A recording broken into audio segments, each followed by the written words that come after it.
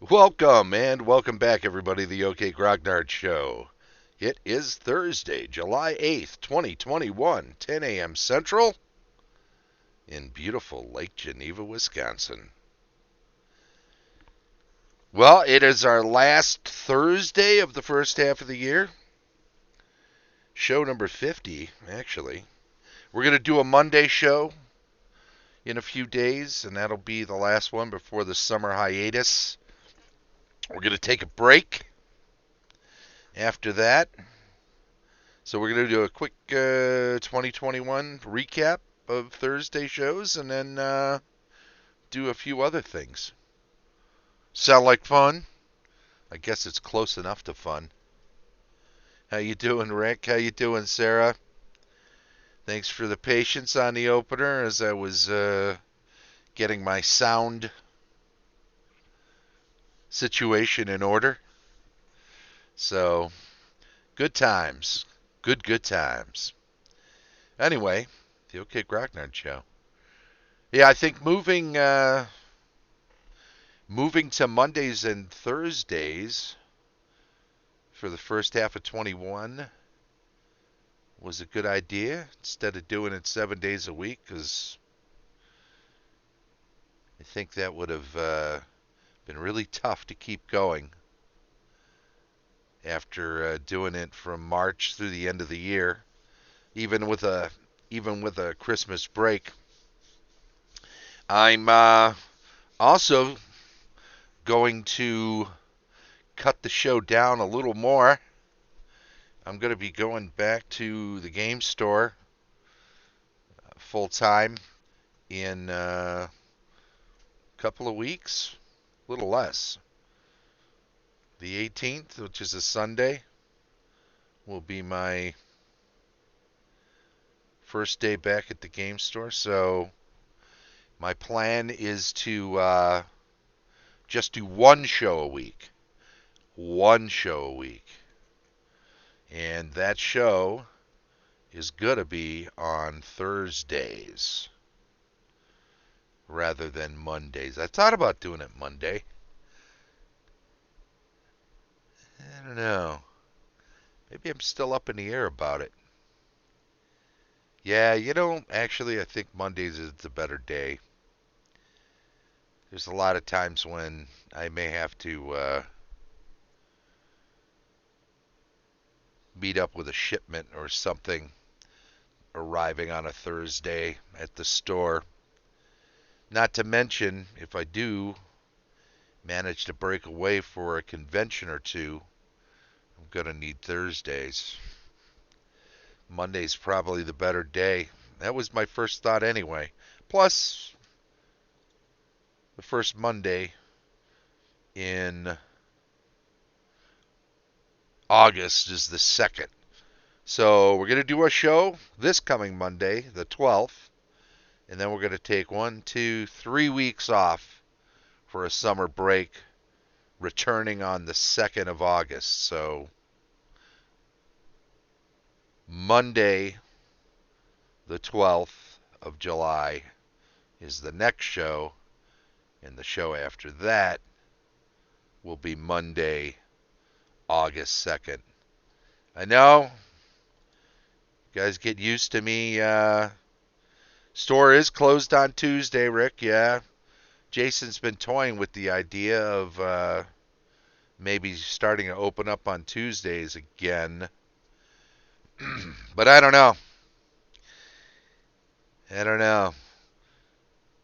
Hate to be on call 7 days a week. Because if the store is open and something goes wrong,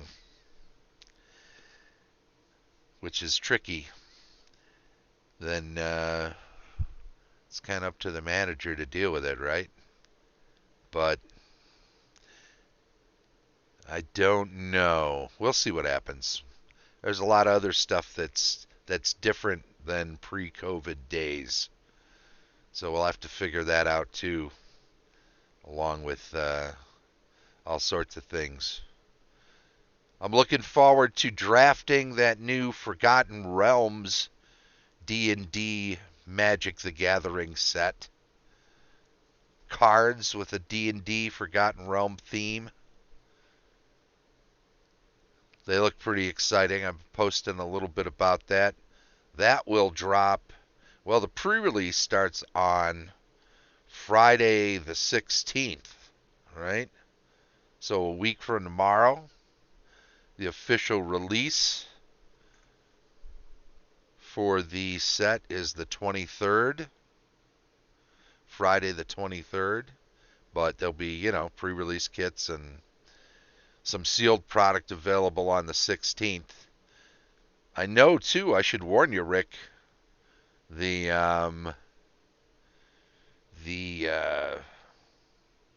allocations, Wizards is having trouble meeting the initial demand for it because of some problems overseas getting stuff produced. The U.S. is pretty close to business as usual again post-COVID, but a lot of the rest of the world is still struggling with various issues, including apparently game product production and shipping to the United States from production facilities overseas. So I think everybody across the board is only going to get like half. Yeah, you're in the pipeline, Rick. You know about what's going on, huh? I guess are you drafting tomorrow? Or did you draft last week? I got out of there cuz I had Stanley Cup things to think about. But the Lightning won the cup last night, so hockey's over for the year. I say for the year, for the season. A normal season of hockey starts in late September with some preseason games, runs 82 games in a regular season, goes into 4 rounds of playoffs, and those can trail into June in a normal year. They didn't start with the 56 game season this year until January, and that is why Stanley Cup ran into July. But really, only 2.5 months, 2 months and 3 weeks, something like that, before preseason hockey games should be starting up again. Baseball is doing pretty well, moving right along. What are there, like 70 games left in the season? Already people are making up their minds whether a team is going to be in the playoffs or not.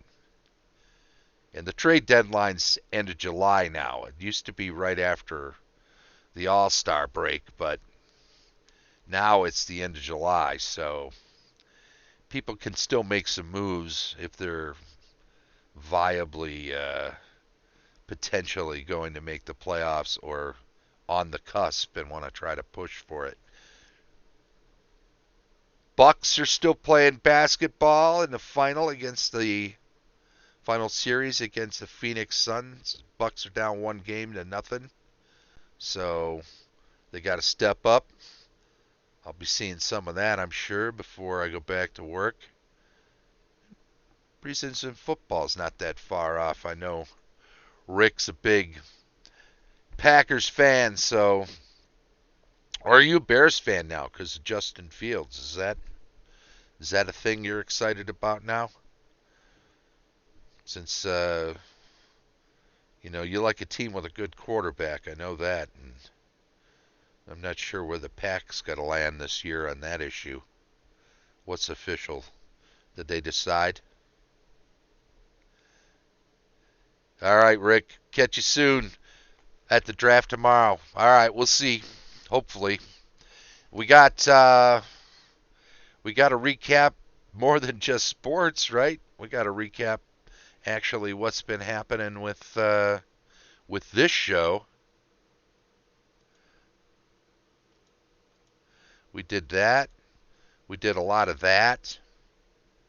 All right, Rick, don't work too hard, buddy. We'll talk to you tomorrow night. Sarah, very kind of you.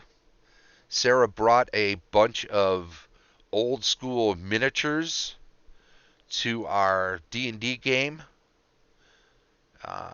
this week. We play every other week. We're just starting up a first edition campaign. We'll recap that now too, huh? We did character generation a couple of weeks back, and had everybody put together a main character and a backup character, just kind of a safety net. So if something untoward happens in the session, they won't spend the rest of the session having to create a new character while everyone else is playing and having fun. But this week, we did a bit of kind of like pseudo background stuff, right, Sarah? Because we had everybody investigating or just sort of getting their bearings around the village that is sort of the home base for this early part of the campaign. People can go where they want, but it's got to start somewhere. So the village of Laidlaw has been designated as the starting point, with all of the player characters having come from here or in and around here. And we've got everybody's got a couple few different people that they're close with that are NPCs in and around this town, and they know virtually everybody in the village. Yeah, it's just a way of creating contacts for all of the player characters. And I'll spend some time before our next game session doing doing a little background work on each of the NPCs that everybody knows, and maybe elaborate a little bit what sort of things you might know about them. Obviously, uh, one of the if there's a hard thing to uh, move past in a role-playing game, it is the fact that a player character uh, must have people they know intimately and familiarly. They must be familiar with any number of people, NPCs in and around them in the campaign world. And of course, they're going to know a lot of people, know a lot of names and faces of people that are in and around a village. Maybe they don't know them super well, but they'll know a few things about them. And once people have kind of given me some idea who they might want to be familiar with, or what types of people they feel like their character would get to know, then I can take those NPCs and flesh them out to the level of familiarity that the player characters will have had with them up into the beginning of the game. What you do with those relationships, is an ongoing sort of living campaign aspect that will play at the table. But you should know more about them than just, oh yeah, this is here's a blacksmith. He makes horseshoes. If you have a horse, he'll put shoes on him. How much you're not in the skins of these player characters 24/7, but with a few background write-ups for some of these NPCs, it can at least feel as if you are fairly familiar with the setting through the NPCs that are near and dear to each player character. So, plus the fact that if maybe there's a little bit of overlap, but if there's 5 player characters, then they all know somebody really, really well, whether that's a relative or a sibling, a parent, um, a cousin, whatever, or if it's just somebody who's close to the family or they're drawn to. In the case of Sarah, who's playing a magic user, there's a sage that works for the I don't want to say local government, but the noble who kind of rules over this village and the areas around here. Um, so it's good for she should know this person pretty well and should know a lot about this person. Maybe know a few secrets that this person has. Um, maybe be the go-to, the call upon, the person that this NPC calls upon when there's some sort of trouble, or if if there's a favor that needs asking. Don't you go to the people you know the best first? If they have a favor they need to ask, wouldn't they come to you if you're that close first? And so it creates a lot of relationships that are more than just. It's Frank. He sells meat on a stick. You know, you got to have a little bit more, right? So we have a whole session where people are getting to know the environment, getting to know the local village, and then getting off on the road toward an adventure. So the player characters were blooded, so to speak. They got in their first combat with some goblins. These are first level, first edition Advanced Dungeons and Dragons characters, so even some goblins pose a danger. And yeah, it's good to be back playing some D&D around a game table. And Dave and Daniel and Alan and Yoda Dave and Sarah are the 5 players currently in the campaign, and they're doing really well. And I think as we get deeper into it and as we flesh things out more, and as we all get used to one another's styles of play a little more, uh, it's already shaping up to be a really good campaign, and I think there's a lot of promise in the level of fun we'll have with it.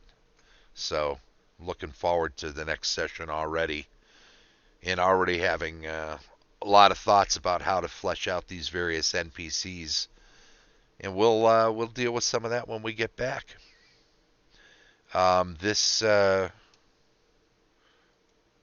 adventure adventure log helped out quite a bit, having the basics for the characters at hand, and I made a few notes, although a lot of the notes I made were more in regard to the town and or the village of Laidlaw and its inhabitants and their positions in it, so I can flesh that out and trade off one map for the other with you, and with kind of a key. This is here and this is there, and all of these things, so that people can take the knowledge that they've gained from our previous sessions and build on it, and take advantage of the village as a home base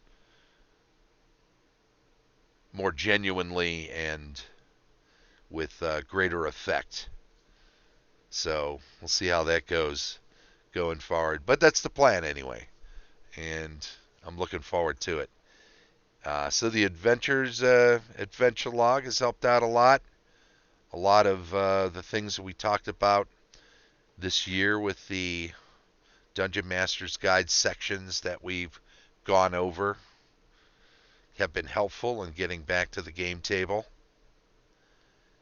I also want to say, and talking about going forward, we'll talk more on Monday about what's going to be going on after the summer break, but we're looking at Mondays, as I was saying at the top of the show, and I'll repeat today and repeat on Monday quite a bit. So August the 12th, this coming Monday, will be the last show before the summer hiatus. We'll bring it back on Monday, August 2nd, will be the show after that. So we'll talk more about what it'll look like, what the show will look like after the summer hiatus. I've got a few things I want to work out, but um, won't be a ton difference. Hey George, how you doing, buddy? Thanks. Yeah, Sarah's in the campaign and four others, and so far so good. 2 sessions in.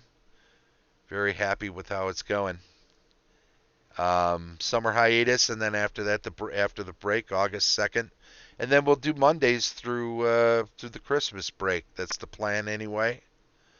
We'll keep doing 1 day a week for the OK Grognard show since I'm getting back to managing the store starting in the second half of this month. So I've basically got a week and a half left before I'm back to working full time, which is good. I've been trying to acclimate myself to that idea and to the physicality of it.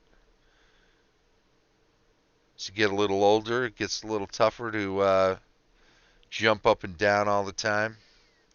Not that the job involves a lot of jumping up and down, but it's certainly more physical than I've been most of the days since March of 2020. So getting back to it's gonna. But nice thing about working at a game store is there's a lot of fun going on. People are there to have fun. People are playing games. When I'm not working, I'm usually playing games because it's not just a job for me. It's a hobby I love. Oh, but I started talking about this and I didn't. Let me get back to it. Sarah, thanks very much for passing on the miniatures. Sarah had some old school miniatures she got, and didn't think she'd get enough use out of them, so she passed them on to me, and I guarantee we'll be letting a lot of those hit the table. I'm going to transfer them out of the boxes into a case that I picked up um, during COVID. Picked it up online when I saw a deal on. I actually picked up a couple of them, but they hold a lot of miniatures. They're like a briefcase style case with several tiers of foam, and they'll fit a lot of miniatures. So we'll get a lot of them in there. It'll be good. They'll be very good, and they'll be well used and well cared for. I'm looking forward to making some of them, designating some of them as some of your NPC contacts in town so that we can kind of put a visual aspect to these. The guy with the pointy hat with the stars on it in the robe would have been a good sage, but we rolled a lot of used the dice to generate a lot of the aspects of these various NPCs, and Cozen is a older female, well, magic user. You know that much for sure.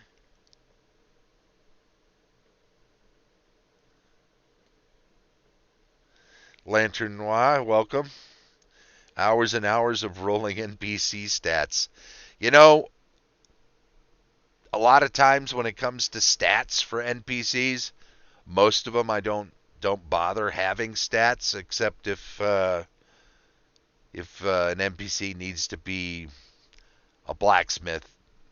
Generally is pretty strong. I don't know if they don't have to be of exceptional strength, but it sure helps if they can swing a hammer well. So there's a number of things you got to know about an NPC that's a blacksmith in regard to abilities and stats. But you don't have to roll up every stat. We don't need to know all of that stuff. I'd like to, but it's hard to do that for every one of them. 14-year-old you still thought you should roll? Absolutely.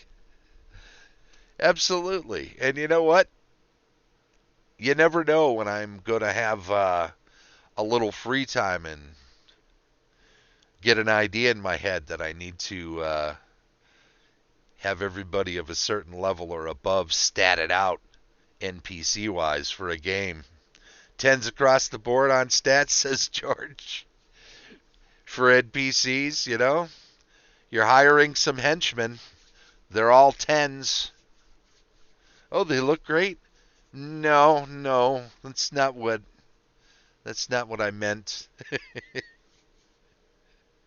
We are on topic today because we're recapping 2021 as the last Thursday show of the first half of the year. And we're getting ready for the Monday show, which we'll talk about what's going on after the summer hiatus. This is the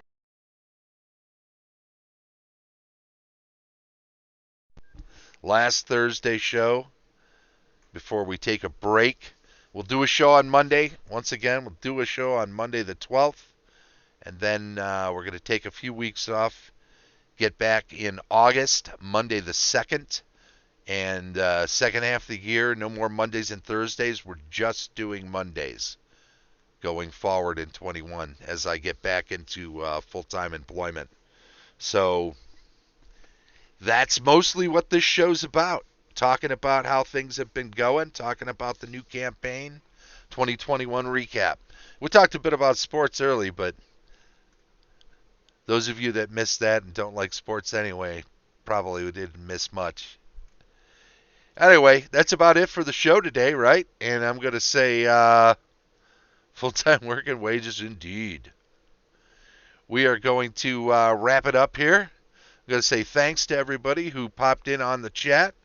Thank you, George. Thanks for the congratulations on getting back to full-time work. That's a good thing for sure. And thanks again to Sarah for the miniatures rules as well as the miniatures. Very much appreciated. And I will say see you on Monday, and then we'll have a break after that. Thank you all. And thank you to everybody who ever watches the show when they get the chance. We stream currently Mondays and Thursdays. Next Monday's the last show before the break. We'll get back to Mondays after the break. That's August 2nd. So July 12th, then August 2nd. I'm going to skip through this screen really quickly so that I can also say thank you on YouTube, because we upload the shows to YouTube after they're recorded. And if you do catch up with on YouTube, please do subscribe to the channel. Make sure you click the little bell so you get updates whenever a new show is uploaded. Give us a thumbs up on any shows you like and enjoy, and by all means feel free to comment. This has been the OK Grognard Show from beautiful Lake Geneva, Wisconsin. Bye-bye.